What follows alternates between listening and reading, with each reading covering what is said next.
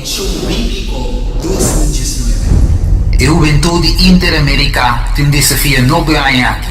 E o jovem ande rua na Ricorsou, não porque da fo. E muitos jovens adultos ande rua na Ricorsou, tem um desafio novo para 2019. E eu também não porque da fo. A guia de preparação aqui para ajudar e facilitar o lançamento e a booking que forma parte de Conexão Bíblico 2019. A preparação aqui começa dia 6 de janeiro de 2019.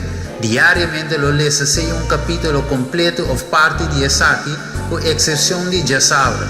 Riba Jasabra, durante ore di Juventud Adventista, lo repassa algún punto importante di capitolo na dia Simán promé e lo promove capitolo na dia seguinte Simán.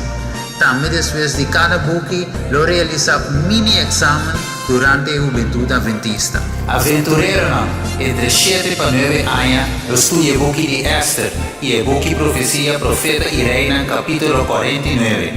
Pathfinder entre 10 para 5 anos, eu estudo o buque de Neemias e Esther e o buque de Profecia Profeta e Reina, capítulo 49, 52 e 53. Jovem entre 16 para 30 anos, eu estudo o buque de Esdras, Neemias e Esther e o buque Profecia Profeta e Reina, capítulo 45 até 53.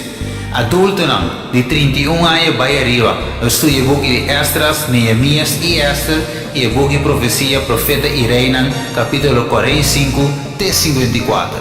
Final de nível de distrito lota na luna Juli, final de nível de zona na Augustus, final de nível de associação setembro, final de nível de união 28 de setembro e a final de nível de divisão 22 para 24 de novembro. Não quer se inscrever na bolida de aventureiro, Pathfinder ou Juventud Adventista.